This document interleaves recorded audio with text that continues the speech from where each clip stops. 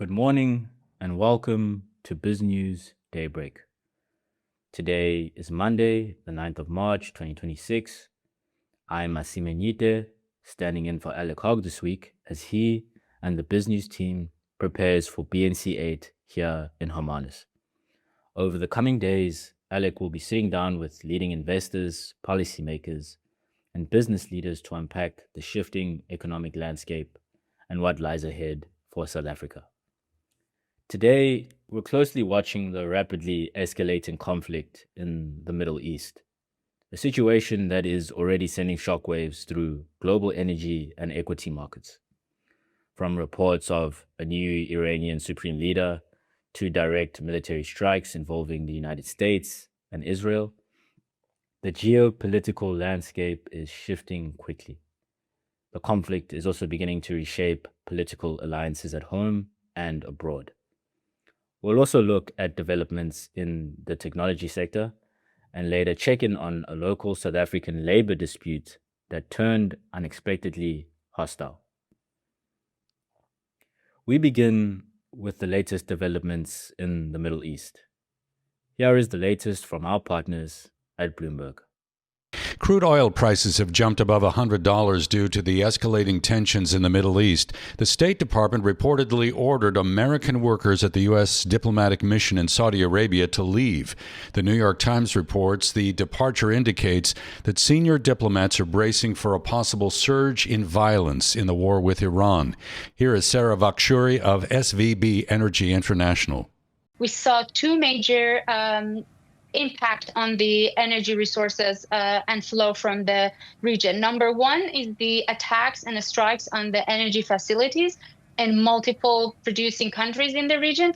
And the second one is that the Strait of Hormuz, the oil flow from there, as even before Iran physically closed them, the insurance company kind of stopped insuring the tankers voluntarily not passing through the Strait of Hormuz. That is Sarah Vakshuri of SVB Energy International. Earlier today, U.S. Energy Secretary Chris Wyatt said global energy supplies are sufficient and the surge in prices reflects a fear premium in markets that will not last. Here is Wyatt speaking earlier to CNN's State of the Union. We have that oil. We have the world is very well supplied with oil right now. The United States is a net oil exporter. We're a net natural gas exporter. We are suffering high prices. Not in natural gas, but in oil, because it's a globally connected market. We're communicating with our allies abroad. The oil is there. You're seeing a little bit of fear premium in the marketplace, but the world is not short of oil today or natural gas. That is Chris Wyatt, U.S. Energy Secretary, speaking to CNN State of the Union. Iran has a new supreme leader. According to the country's semi-official Fars news agency, Mojtaba Khamenei was elected to succeed his father as supreme leader in a decisive vote of the Assembly of Experts. Mojtaba Khamenei is the third person to lead the Islamic Republic. He had long been considered a contender even before the Israeli strike killed his father at the beginning of the war. Here is Bloomberg's Wendy Benjaminson. He seems to be the kind of guy who will continue in his father's footsteps in every way. And the Iranian Revolutionary Guard Corps, that is the elite military army that Iran has already pledged their loyalty to him. So I don't know if this is what President Trump had in mind in regime change. That is Bloomberg's Wendy Benjaminson. And now, according to state media, Iran has launched its first missile attack after the appointment of Mojtaba Khamenei.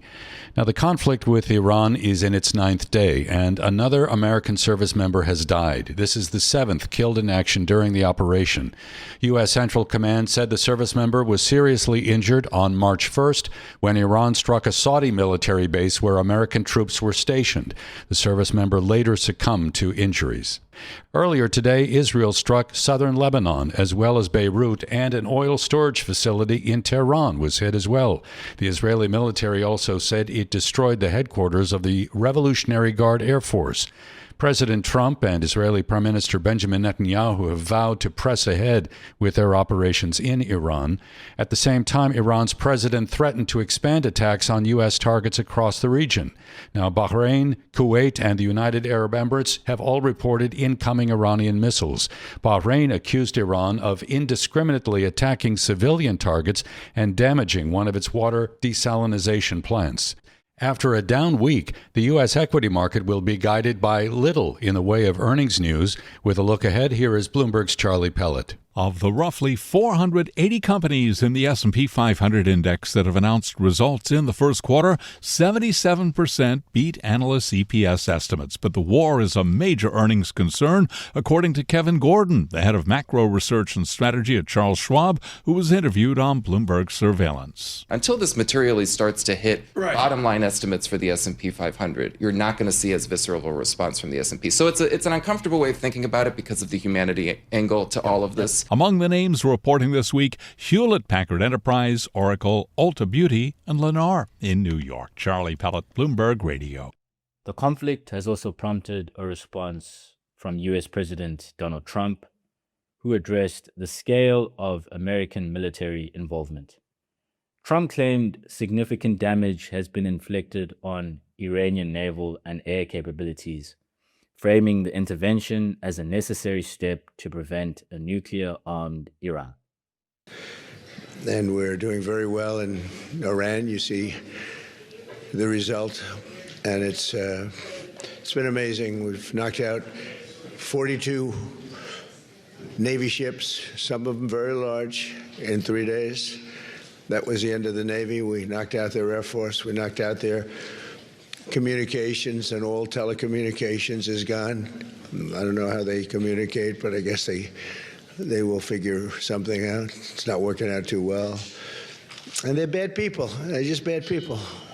When you look at October 7th and beyond October 7th, look at all the killing that they've done over the years, for 47 years. And this had to be done. They were very close to a nuclear weapon. They would have had one if we didn't do our B-2 hit, Midnight Hammer. They would have had it 8 months ago. They would have had a nuclear weapon, and, you know, they're crazy, and they would have used it. So we did the world a favor. And they said, well, how are you doing on a scale of 0 to 10? How are you doing with the attack? And I said, about a 15, I would say, with 10 being the best.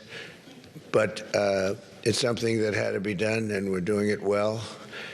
And I want to thank everybody involved. I'll be going right after this. I'll be leaving for Dover, very sad situation, to greet the families of the heroes coming home from Iran, coming home in a different manner than they thought they'd be coming home. But they're great heroes in our country, and we're going to keep it that way. There's always, when it comes to war, there's always that. But we're going to keep it to a minimum, I think, Pete, and going to be something, a service that we're really providing, not for the Middle East, but for the world. Despite the president's confident tone, the war is already creating political tensions within the United States itself. Elements of the America First movement, traditionally wary of foreign military interventions, are now grappling with a conflict that appears to contradict years of isolationist rhetoric. Bloomberg looks at the political fallout. Is there a way for Trump and Republicans to get out from under this, or is this a huge problem for them going into November? Well, I think it's a large problem for them going into November because, as Vivian said earlier, we're facing potentially higher energy prices. And also, just more philosophically, this is not what the MAGA base signed up for. They signed up for a president who had an America First agenda, who did not want to get embroiled in conflicts in the Middle East. He was very critical of President Bush's incursion into Iraq. He was very critical of President Biden's withdrawal from Afghanistan. Afghanistan. His message as a candidate since his 2016 campaign has been no more forever wars. It's a much more isolationist message. And now we've seen him really engage in a lot of military intervention, first in Venezuela, now in Iran. His advisors are also eyeing leadership changes in Cuba. And so it's just a real philosophical break with what the MAGA base expected for him, and they're not happy about it. You have a bunch of MAGA voices like Tucker Carlson and Megyn Kelly making a lot of noise. Some Republican lawmakers are privately quite worried about this. And so, it's just another thing along with the Epstein files, along with the economy, where the base is not really happy with the job that he's doing. Can't commend this piece enough. MAGA is split. Trump digs in on Iran war, divides loyalists by Nancy and Josh Green, our colleague here at Bloomberg. And Nancy, I'm curious, you say they're making a lot of noise, the likes of Megyn Kelly, Tucker Carlson, Marjorie Taylor Greene, the now former representative. I'm curious sort of how they see their currency at this moment. I think there's been some dismissiveness from this White House about the criticism that they've gotten. We certainly saw that in the context of this war powers vote that took place earlier this week. Thomas Massie, the Republican from Kentucky, chief proponent of that. Do they feel like this moment is different, the MAGA crowd, and do they feel like they have the currency here to kind of change or make a difference in terms of the way the president sees some of these issues? Well, I think the MAGA crowd is making a lot of noise right now. I think the question is that typically, this MAGA crowd does fold and get in line with Trump. We've seen that with tariffs. We've seen that with some of the things that have happened with immigration, with the 2 people who were killed in Minnesota. And so my question is, if the war continues in Iran and if it's a multi-week thing or a multi-month thing, or Trump ends up putting boots on the ground in Iran, do they come into the fold at some point to support Trump as they have in the past, or are they going to keep making noise? The other thing I will just say is that the Trump coalition from 2024 that brought him back to power of voters is a very fragile coalition of white working class, young men, black men, Hispanics. And we've already seen that group of voters fray a little bit over the last, 8 months or so. And so it's not just these influencers that Trump is trying to hold on to and appeal to. It's really also the coalition of people who returned him to the White House in 2024. Can he motivate those people to go to the midterms? And I think that's an open question with his foreign policy moves. Beyond politics, the most immediate global impact of the conflict is being felt in energy markets. The Strait of Hormuz, one of the world's most critical oil shipping routes, has effectively grounded to a halt as insurers refuse to cover tankers entering the region. This has left millions of barrels of oil stranded and raised fresh concerns about global supply. Bloomberg reports.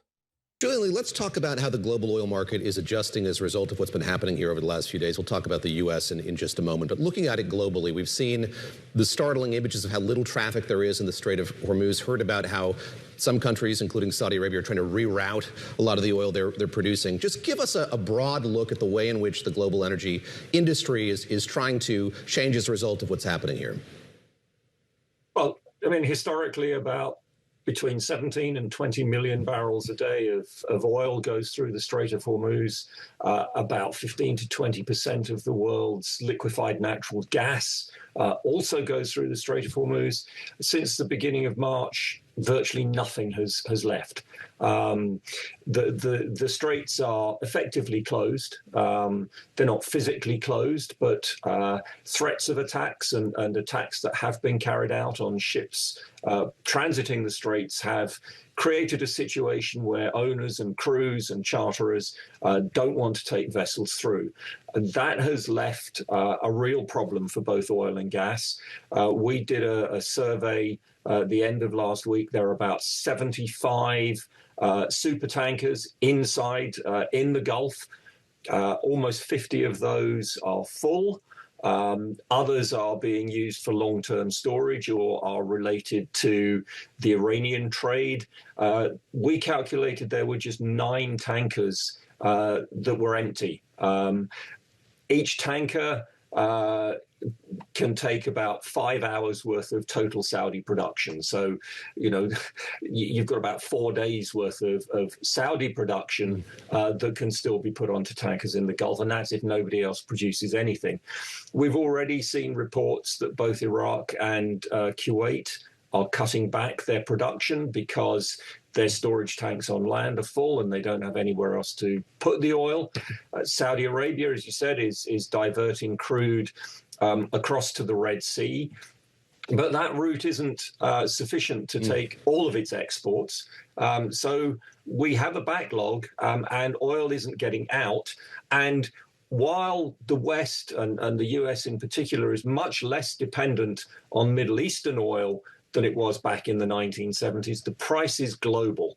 So if China and India can't get the oil that they need from the Middle East, they're going to try and get it from somewhere else. Prices are going to go up for everybody. Good news from Southern Africa. BizNews partner DCC Hotel Group showcases world-class hospitality across the region. We spotlight more than 100 carefully selected lodges supporting tourism, local communities, and conservation. Here in Hermanus, whale watching and coastal charm await. Your home for the BizNews Conference 2026. Meanwhile, in the technology sector, even the artificial intelligence boom is facing new uncertainties. Plans for a major data center expansion in Texas involving OpenAI and Oracle have reportedly been scrapped, triggering a reshuffle among industry heavyweights including Meta and NVIDIA. Here's Bloomberg with the details. Breaking news on the Bloomberg terminal. Oracle and OpenAI are apparently ending plans to expand that Texas data center site. This is Stargate. Remember, it was just yesterday where Brody Ford here at Bloomberg reported that Oracle was planning to cut thousands of jobs as it was dealing with the cash crunch from a massive AI data center expansion effort. And now a new report out by Brody Ford, Ed Ludlow, and Dina Bass saying that Oracle and OpenAI have scrapped plans to expand that flagship AI data center in Texas after negotiations dragged on over financing and OpenAI's changing needs. Ed Ludlow joining us right now. Ed, give me some more details on this. What's going on? Yeah, so it's the Abilene site. You know, there's an agreement already in place to do 1.2 gigawatts. And what we're reporting is that Oracle has decided not to proceed with the expansion to 2 gigawatts. At the same time, our understanding from sources is that Meta has come into the equation and is negotiating in early talks with Crusoe, which is the developer of the site, to be the tenant, to take on, to lease that capacity of the planned expansion now that Oracle is going to walk away from it. What is interesting here is that we also understand that NVIDIA made a $150 million deposit or payment to Crusoe to ensure that whatever happens in that next phase of expansion in Abilene, it is their compute, their GPUs that power it, and not AMD's. So a lot of moving parts here. When we broke the story, you saw Oracle go from reasonable gains to now pretty firm negative territory. What I would say is that Oracle has a broader 4.5 gigawatt agreement with OpenAI. That's very much intact. They're proceeding with other projects. This is just focused on the Abilene, Texas site. Yeah. And so we will see whether Meta will come in and take on that additional capacity as it expands. But our understanding is there were some issues with how the site was operating, some financing issues, and also OpenAI's needs have changed. And you see all three of those names moving in reaction to this reporting, Romain.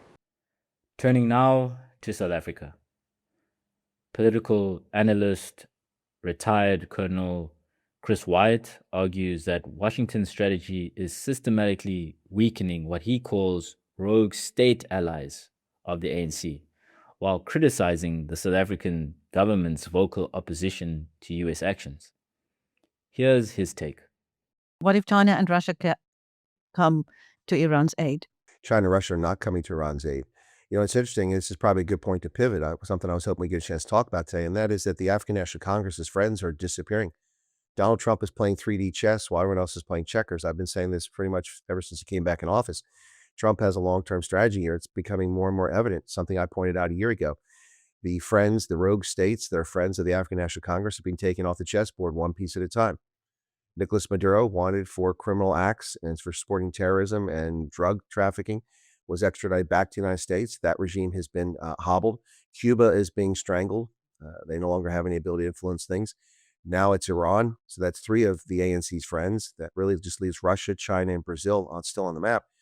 Brazil will be dealt with eventually. The leader of that country is a convicted felon. He will eventually be dealt with by his own people. In the meantime, they're no threat to anyone. So Russia is engaged in a war it cannot win because of their foolish approach. China is doing nothing, and they will do nothing to come to Iran. But here's the big loser in all this. As we were talking a few moments ago about the countries in the region, China's the big loser. China's already lost access to the oil from Venezuela. No oil has gone from Venezuela to China in the past month. Now it's lost access to the oil coming from Iran. Its economy will choke is the moment that its strategic reserves are drained. It doesn't have any way to pick up excess oil in the marketplaces. One of the reasons why the price of oil is now surging, because that excess is being sucked up. There's no slack left. So I think ultimately this is really, really bad news for the Chinese. And I think that we're going to see that show up very soon in their economy. What do you make of the utterances that have come out of South Africa in response to the war? Wow, very disheartening to see people in South Africa who sat by idly and said nothing while the regime murdered thousands of its own citizens, gunned down private citizens walking in the streets or demonstrating in the streets with machine guns. They said nothing. They sat there. When their terror sponsor shows up and does a naval exercise, we hear South Africans scream sovereignty, sovereignty. We're talking about a small number of people. Sovereignty, sovereignty, sovereignty. Okay, great. Well, consequences, consequences, consequences. We've seen a recent New York Times interview by Cyril Ramaphosa in which he spent the entire time calling Donald Trump a racist and attacking the United States and then saying, we don't understand why they're interested in us. We're just a small country. We don't harm. We're no danger to the United States. Now, that's all poppycock. No danger to the United States. The very next day, Ronald Lamola comes out and attacks the United States for the conflict in Iran and goes on and on. No threat to the United States. You work against the United States interest on a daily basis. And the United States is once again throwing an olive branch out there, despite all the naysayers who run all their comments in their mouth about the incoming ambassador, attacking him as a racist, anti-ANC, by taking something that he supported in 1987 when the ANC was a banned organization. He participated in a group that said, let's boycott this. Let's not let the ANC leaders come to America. So they take that snapshot in time in 1987, we're talking nearly 40 years ago, and use that to tar and feather the incoming ambassador, Brent Bozell, as anti-ANC and racist, neither of which is true. That was a snapshot in time. I mean, I'd like to ask these people what they were doing in 1987 and what geopolitics was. So they built this picture up of Bozell as somebody who's opposed to South Africa and who's going to be arrogant, and he's going to come and he's going to attack South Africa. Ambassador Bozell has done exactly what I anticipate and what I predict. He's going to come to South Africa. He's going to be ambassadorial. It's not his job to be confrontational. And despite the provocations coming out of Luthuli House and out of Pretoria, the United States has been gracious. We sent an ambassador. His first actions are to meet with the foreign ministry to present his credentials. Then he goes to the Apartheid Museum, says wonderful things about South Africa and his people, and then visits key leaders around the country and has nothing but good things to say. Yet they continue to paint him in a very poor fashion. This is a shame what's happening in South Africa. This government, which says it's no threat to the United States, continues to attack our interests on a daily basis. And they have no compunction about doing it. I mean, can you imagine for a moment there, Chris, if Donald Trump got on the lectern and started going after Cyril Ramaphosa saying, well, I guess he's pretty ill-informed. He really doesn't know what's going on in America. Coming to Jesse Jackson's funeral service? Why? He wasn't head of state. What's he doing over here?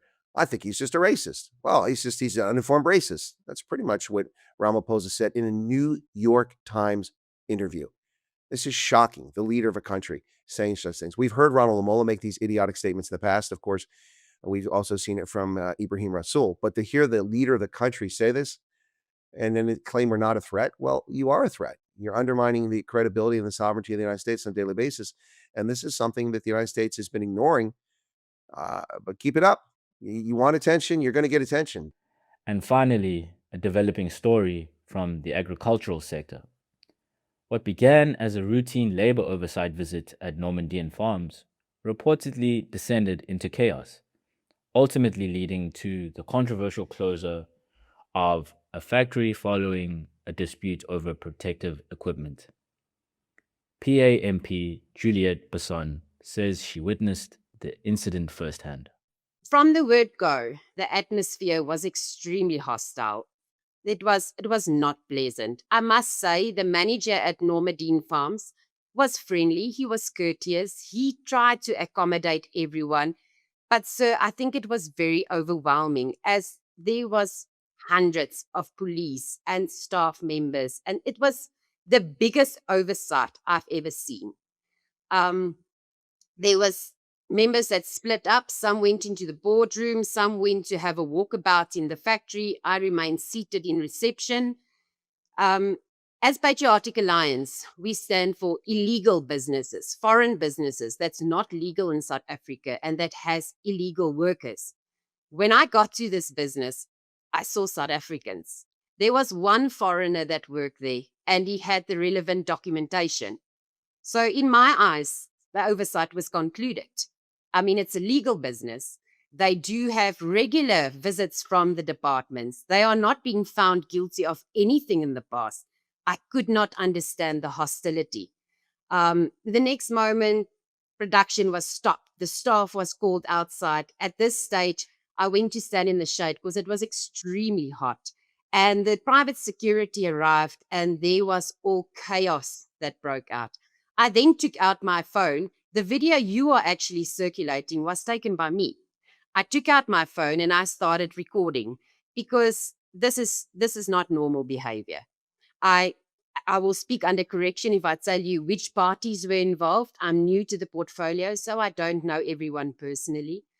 I afterwards sent it to my members of parliament on our WhatsApp group and I said to them, guys, this is what just happened here. I'm very uncomfortable.